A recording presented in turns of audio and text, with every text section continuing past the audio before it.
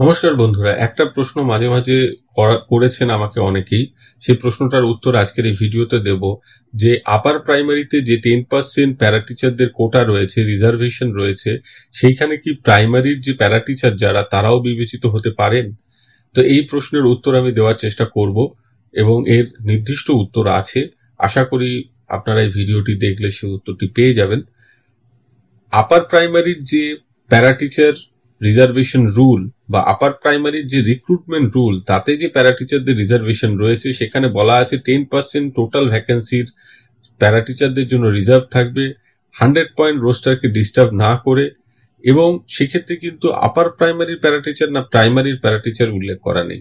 একইভাবে প্রাইমারির যে 2016 recruitment rule, সেখানেও 10% কোটা বা রিজার্ভেশন প্যারা টিচারদের জন্য থাকবে without disturbing 100 point roaster.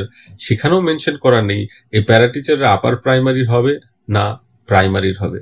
Single বেঞ্চে মাননীয় বিচারপতি অভিজিৎ গঙ্গোপাধ্যায় প্রাইমারি রিক্রুটমেন্টের সময় একটা রায় দিয়েছিলেন যে এই যে প্যারা টিচার শুধু উল্লেখ করা আছে, প্যারা টিচারদের মধ্যে বিভেদের দরকার নেই।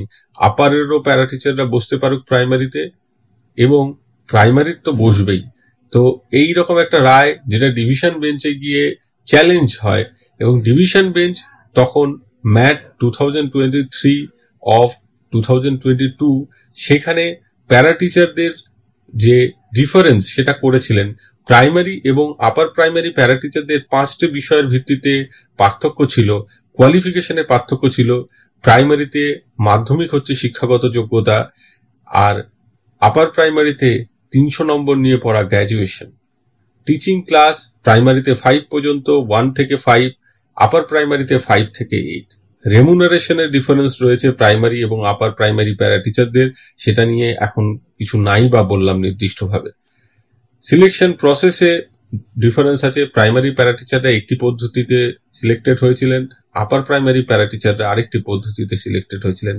টেট এক্সাম, যেটা প্রাইমারির জন্য যে টেট এক্সাম নেওয়া হচ্ছে এবং আপার প্রাইমারির যে টেট এক্সাম, তাদের মধ্যে ডিফারেন্স আছে।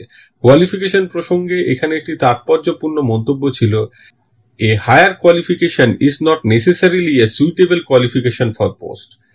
বেশি যোগ্যতা থাকলে, শিক্ষাগত যোগ্যতা থাকলেই সেটা যে উপযুক্ত শিক্ষাগত যোগ্যতা হবে সেই পোস্টের জন্য, সেটা নাও হতে পারে।